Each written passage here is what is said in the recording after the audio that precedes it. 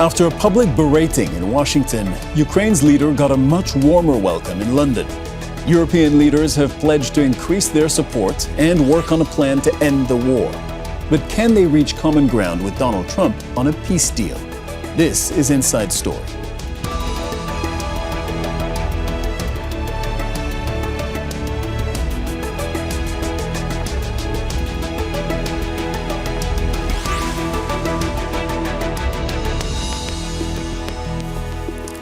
Hello and welcome to the program. I'm Cyril Vanier. After a disastrous trip to the US, Ukraine's President Volodymyr Zelenskyy was warmly received in London by European leaders, plus Canada and Turkey, at a special summit. This was in contrast to the public dressing down he received from Donald Trump and his Vice President JD Vance in Washington a day earlier. UK Prime Minister Keir Starmer assembled what he called a coalition of the willing, who have promised to keep backing Kyiv and present the US with a peace plan. But the group has been clear that despite their unity, they still need the US on board. So what will the Trump administration's warming ties with Moscow and public scolding of Ukraine's leader mean for a possible ceasefire and for transatlantic ties? We'll get to our guests in a moment. First, though, this report by Vanier.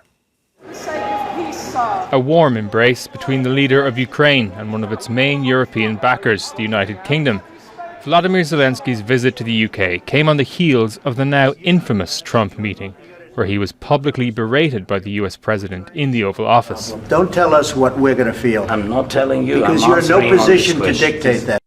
Received by King Charles, the Ukrainian president's welcome to Great Britain could not have drawn a sharper contrast. But the main event was on Sunday, a Ukraine security summit with European leaders, plus Canada and Turkey, what UK Prime Minister Keir Starmer called a coalition of the willing, who will present a peace plan to the United States. That's as Washington prepares its own peace talks with Moscow. The UK is prepared to back this with boots on the ground and planes in the air. Together with others, Europe must do the heavy lifting. But to support peace in our continent and to succeed, this effort must have strong US backing. A clear message to Donald Trump, who has repeatedly told Europe to bear the cost of peace on the continent. We urgently have to rearm Europe. And for that I will present a comprehensive plan how to rearm Europe on the 6th of March, when we have our European Council to the leaders. But after such a public fallout, strong US backing appears far from certain.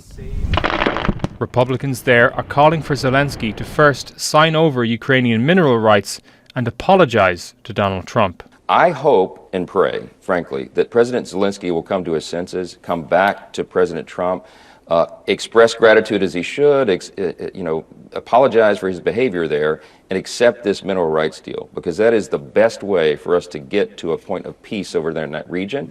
President Zelenskyy has said he doesn't see the need to apologize and is still depending on the US to continue its long-standing opposition of Russia. We count on assistance from the United States of America, without a doubt. I think stopping such assistance will only help Putin. And because of that, I think that the United States and representatives of the civilized world, leaders of this world, definitely won't help Putin. Europe and other Western allies are now preparing for a future in which they can't always rely on the United States for their defense. But with war still raging in Ukraine, Europe's message to Washington on Sunday was clear. We still need you. Vanier, Al Jazeera for Inside Story.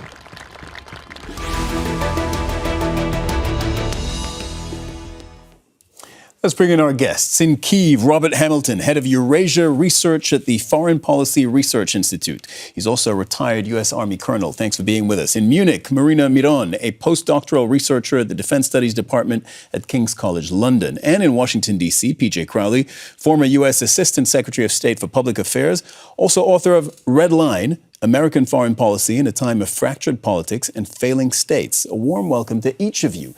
P.J., allow me to start with you. And allow me a little bit of a preamble here.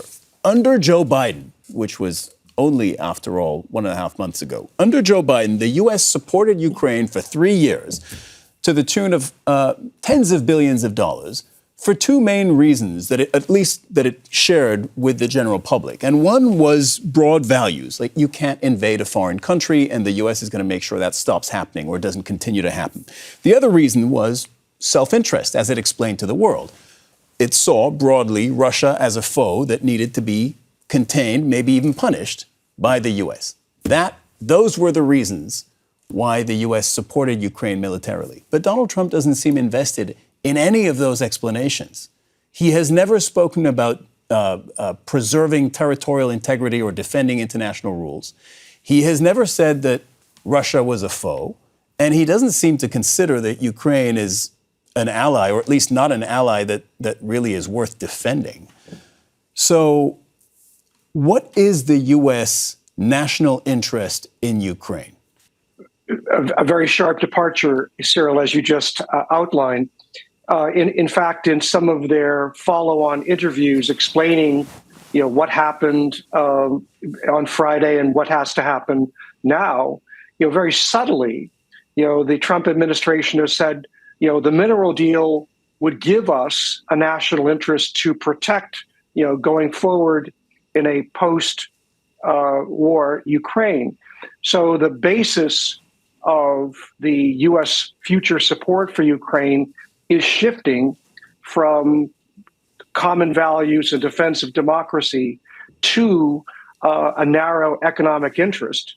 And in fact, it's also what is undergirding the warming relation between the Trump administration and the Putin administration, saying, we want to normalize relations again so we can do business with Russia. So you're right, the foundation of U.S. support and interest in Ukraine and Russia has shifted dramatically in a matter of just weeks.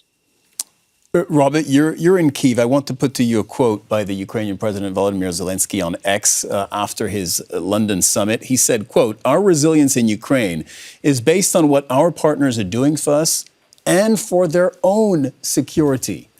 In your view, and I should say at this point to our viewers that you spent decades in the U.S. Army, in your view, is there a U.S. national security interest at stake in Ukraine? Absolutely. There's a positive and negative national security interest at stake here for the United States. The positive interest, it's based on, to use the framework you used at the outset, both values and hardcore economic and security interests. The U.S. Has more, there's no part of the world that the U.S. has more values in common with, at least prior to the Trump administration historically, than Europe. And then the interest-based argument is that given the size, population, resources, and capabilities of broader Europe, so Europe and Eurasia, that the U.S. has to remain engaged there, one, from a negative perspective, to prevent the emergence of a hegemonic power, and two, because but Europe Trump is the most natural natural economic and security partner for the U.S. But Trump doesn't seem to really mind the idea that maybe Russia gains territory. He's never at least said that that's a problem for him. That's true, and that's why I said until the Trump administration, these were sort of core U.S. national security views or precepts.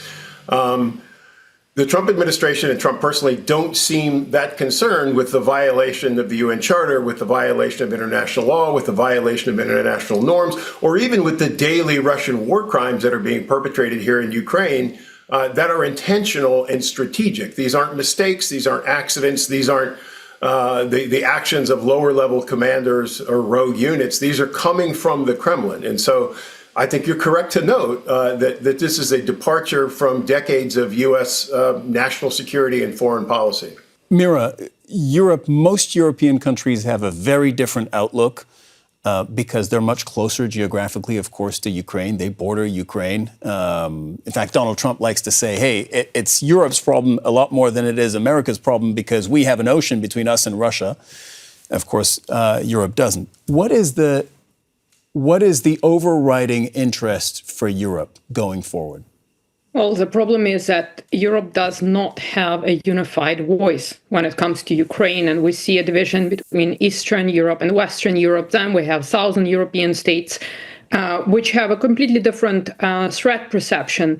Therefore, I think this is very problematic for Europe. On the one hand, we all recall JD Vance's speech at the Munich Security Conference, which has signaled that the US, under the current administration, is not aligned with Europe as long as Europe maintains its political course, which is logical from the view of the US administration, because the Trump administration represents more post-globalist project rather than the globalist project which is being sought by Europe. So we have the political issue here, and we also have the issue of Europeans essentially since the end of the Cold War thinking that the future of war will not require a lot of manpower and can solve everything within 90 days by using air power and precision-guided munitions. And Europeans are relying on the United States protective umbrella. So there is this huge disparity in terms of European threat perception and some sort of a common identity and a common foreign policy, which doesn't exist at the moment because not all countries are represented. Let's take Hungary, for instance. And on the other hand, Europeans lack the capabilities, even if they wanted to help Ukraine. Now they see that if they don't change their political posture, they will lose the protection of the United States. So we have a dilemma here. Yeah, and that's what we're exploring today. I mean, first of all, what we've established in the first few minutes of this conversation is that there is no longer an alignment of interest between Europe and the US. And what Mira just told us is that there isn't an alignment of interests within the European Union or within Europe more broadly. Mira, staying with you, what security guarantees can European countries provide? Now, let's remind our viewers that what Keir Starmer, the British Prime Minister, said his summit was all about when he welcomed Zelenskyy along with 17 other countries. He said, we're going to try and put together a framework for security that we can then present to the US to try and get their commitment to it. So let's stick to the European side for now, and then we'll get to the Americans. What could the Europeans do and then offer, quote unquote, to the US? Well, that is interesting what Europeans can do, because the Europeans are not taking into consideration that there is another party that has a say in this game, and that is Russia, essentially. So what Europeans can do, of course, they can offer troops. But the question is, how many troops? Now, there is a division amongst Europeans. How many troops? How long will this ceasefire last? And of course, the biggest question is whether the US is going to support it, which is key, because if we take European NATO members, we know that in terms of, for instance, logistics, 50% of logistics is done by the United States. And other important functions such as operational planning. Therefore, Europeans can provide manpower. But the question is, what is this manpower going to do? If we look at the line of contact, is a war going to be frozen along that line of contact, which is over 1,000 kilometers? So who is going to monitor? How many troops do you need to monitor that line of contact? And essentially, I believe that Who would be on the front line of the monitoring? Are we talking Ukrainian troops on the front line with European troops to back them up? Or are we talking European troops really standing in between Ukrainian and Russian troops? Well, if we look at other ceasefires, then you would expect some sort of a neutral party in the middle, and not Ukrainian troops facing Russian troops directly. So there has to be some sort of a buffer where a neutral party would be located in order to monitor compliance with a ceasefire. Therefore, if it is to work, then you would have to put these troops in the middle. Otherwise, how else are they going to ensure compliance by both sides? Okay. PJ, the Europeans have been saying, look, whatever we end up doing and whatever we end up offering and however much we commit to this, we're still going to need what they call a U.S. backstop. Now, you worked in the U.S. State Department. Can you explain to our viewers, because they're going to hear this a lot in the coming days and weeks, what is a U.S. backstop? What does that mean? Well, just as she said, who's going to do the not only the heavy lifting, but who's going to do the planning and the logistics to support, such an organization. And there, right now there's only one such entity, in Europe, and that's NATO. And so it is, in fact, while you could put a buffer force in the middle, to try to ensure that the war will not restart. At some point, that needs to be sustained, and at some point there needs to be real consequences, particularly for Russia if the war were to be restarted. So, but I do think there's an interesting division of potential labor here. I think it's totally appropriate for the European side to try to work with Ukraine to try to devise, what kind of international force could be put in place, to monitor a ceasefire, and what does that mean in terms of security guarantees that obviously from Friday's meeting, Volodymyr Zelenskyy feels he needs in order to move forward. And then on the U.S. side, let's have the Trump administration work with Russia to see how flexible what its position is. The Trump administration is being very disingenuous. They said, we're just trying to get Russia to the table. And Zelenskyy keeps on saying mean things about Putin. If you look at the Gaza ceasefire, as an example, you have no two more intractable foes than Israel and Hamas, who are committed to each other's destruction. But that didn't prevent them, working through mediators to come up with a ceasefire that obviously now is very tenuous, but you hope, we'll get into a phase two. So, if the Trump administration, is serious about this, they can easily work with Russia to try to figure out, what Russia's negotiating position is, and then try to work with the Europeans to see where there's common ground. Robert, does Ukraine have any leverage at all in all of this? We're talking about Americans, Europeans, about Russians, but of course we're talking about Ukrainian territory. You're in Kyiv. Donald Trump said to Zelenskyy in the Oval Office, he said, quote, "You don't have the cards here," which just means you don't have leverage to dictate outcomes or to make demands. Does Ukraine have any leverage in your view, or is it going to have to ultimately just accept whatever great powers, Europe, US, Russia, decide for it? Well, I mean, Ukraine is in a difficult position. Obviously, everyone knows that who's following the war, but the position is not unretrievable or fatal. This idea, you kept hearing both Trump and Vance say in the Oval Office, your country is being destroyed. It is being attacked every day, and the Russians are committing war crimes as an instrument of their strategy every day. They're killing civilians every day. But Ukraine is a large and resilient country, and it is not being destroyed. There are some parts of Ukraine where there are some cities like Kherson, for instance, I was there last year, is largely deserted. It's down to about 40,000 from a pre-war population of 400,000. Then there are others like here in Kyiv where, the attacks come daily, but life goes on mostly uninterrupted. The Ukrainians are losing territory, but they're not losing territory at a rate that is really more than tactical. In other words, from the operational or strategic military perspective, they're not really in a seriously difficult or unretrievable situation. The leverage they have is their resilience and their unity, which has been strengthened greatly by the treatment Zelenskyy received in the Oval Office. And they also have a defense industry that's operating at only about 30 to 50% of its capacity, not because of lack of funding. And so it's not so much a question of American weapons, but it's a question of can the Ukrainians marshal the money to double or triple their defense industrial capacity and make up for some lost U.S. assistance themselves. And that is an area where the Europeans can play a role because either they can fund the Ukrainian defense industry directly, or they could use some of the $300 billion in frozen Russian assets, most of which are in Europe, to fund the Ukrainian defense industry and let Ukraine produce some weapons for itself. Marina, is that an answer here?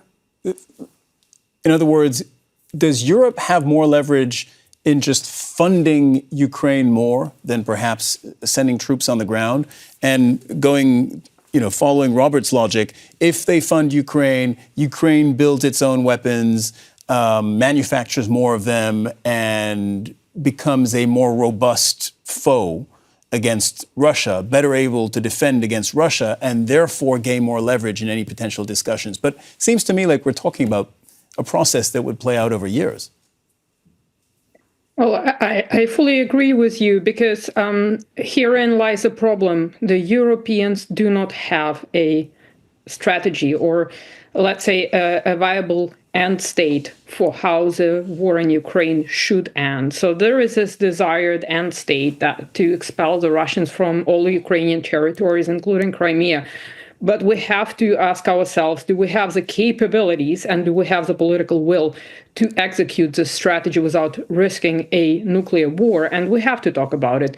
We have seen Putin trying to reestablish the power of nuclear deterrence back in October 2024 when he launched Oreshnik. Therefore, I think on the one hand, there has to be some common ground in terms of what are we going to do in terms of helping Ukraine? What are we going to settle for? And we have to be realistic that it might not be possible to recover those territories.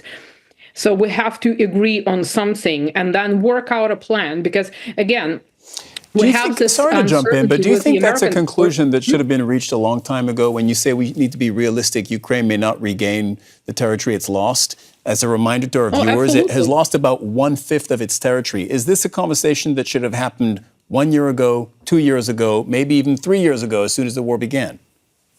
Absolutely, absolutely, because Europe sleepwalked into this situation, and under the Biden administration, there was only one thing that was acceptable is Ukraine winning, but nobody considered any alternative scenarios. And now we're suddenly caught by surprise. And the Europeans have not reacted when Donald Trump won the US presidential elections. They had time to readjust their strategic posture, but they didn't until he entered the White House. And even then, that's what we witnessed at the Munich Security Conference. We're still in that posture. And in order to resolve this, you cannot have Europe pulling into a different direction, knowing exactly that Europe is very dependent on US military support, now putting Ukraine aside. We don't have the defense industrial capacities that the United States has. Also, the money, look at the percentage of GDP that's being invested into defense. And so we have a huge problem, and that problem is not only Ukraine, that problem concerns also the future of NATO, the nuclear umbrella that is protecting Europe, and Europe's own protection. So all those things should have been considered much, much earlier, as well as, of course, what would be an alternative scenario for Ukraine. Because if you want a ceasefire, if you want some sort of settlement, you have to compromise. Both sides have to compromise. And I think Israel-Gaza is showing us exactly how that can work. Even, as PJ said, different parties, both parties are hating each other. So there is some sort of a strategic vacuum that we're talking about here. PJ, bouncing back to Donald Trump and what the thinking might be in the Oval Office. If you start to think, just offering a theory here, if you start to look at this and think of this all as a negotiating tactic, as a pressure tactic, including, by the way, the berating of Zelenskyy in the Oval Office, right? With Donald Trump comes in with a maximalist position, I want $500 billion of Ukraine's mineral wealth. I'm okay with, I'm not that angry at Russia. And I'm going to show the entire world that I am bound by no rules, whether it's history, norms, convention, usual traditional reading of allies and enemies, right? What if you look at the last month in office, month and a half, he's got the UK recently to commit to increasing defense spending. France, basically the same thing. The European Commission President Ursula von der Leyen saying we need to rearm Europe and increase our defense spending. All of those are things that Donald Trump wants. He's got Ukraine to offer, essentially, the U.S. to repay its wartime aid with mineral wealth. All of these are things that are in Donald Trump's interests, and he got them by, just his public statements and the way he's acted, talked to Putin, talked to Zelenskyy. Is it all just a bargaining tool?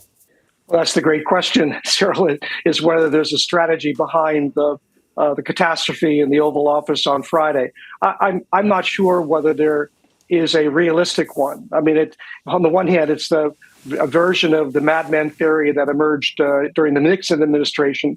On the other hand, when you have two madmen in part of the equation, Trump on the one hand, Putin on the other, how does that interact? I don't think there's a strategy. The Trump administration seems to want an agreement. The details don't necessarily matter. And I think at some point they've got to fill in some details in terms of, for example, as Marina was just talking about, are we talking about a ceasefire, which is a pause that then allows you to deal with the root causes over time? Or are we trying for a home run and a permanent solution in one fell swoop? I think, going for some sort of interim agreement, stabilizing the situation, and then seeing over time, what you can put together in terms of a permanent solution strikes me as much more realistic. Robert, what do you see as you look at this, and you've been working on studying this conflict for a while now, as you look at this, what do you see as a plausible investment from the U.S., as a plausible way in which the U.S. would invest its clout to try and bring this war to an end, which Donald Trump has said he wants to do? So if I could, let me address the recovery of Ukraine's territorial integrity question, because I think it's been clear, clear to me and many others, I think, for at least the last couple of years of this war, that neither side has the capability to achieve their maximal war objectives through military means alone. So we've known for a while that Ukraine, through military means alone, is unlikely to be able to restore its territorial integrity. That does not mean that you give up on that as an overall war objective. And you certainly don't do what Donald Trump did, which is concede it to the Russians before you ever sit down at the table. The Trump administration has said two things. They said Ukraine cannot restore its territorial integrity, and it should give up on that, and it should give up on NATO membership. The problem is, those may be things that you say in private, or those may be things that emerge during a negotiation. But when you do that before you ever sit down with the adversary, let's be clear, the adversary is Russia, not Ukraine. You have conceded, you've taken the bargaining space and you've moved it in the direction of the adversary before you even start negotiating. So all you're assuring is whatever you agree to is going to be much closer to the adversary's position than yours. And Cyril, I think it's very instructive and correct that you said that Trump came in with maximalist demands to Ukraine, but we have to put that in context. He did that at the same time that he gave away two huge bargaining chips, Ukraine's territorial integrity and NATO membership, to Russia before we ever sat down at the table with the Russians. So that, to me, is very instructive of what the emerging U.S. position is. And I don't think it's good for Ukraine, Europe, or ultimately the United States. Well, that's going to be where we're going to have to end it for today. That's the time we have. Thank you so much to all our guests, Robert Hamilton, Marina Miron, and PJ Crowley. And thank you, too, for watching. You can see the program again anytime by visiting our website, aljazeera.com. And for further discussion, there's our Facebook page. That's facebook.com/AJ Inside Story. You can also join the conversation on X, our handle there, @AJ Inside Story. From me, Cyril Vanier, and the entire team here in Doha, bye for now.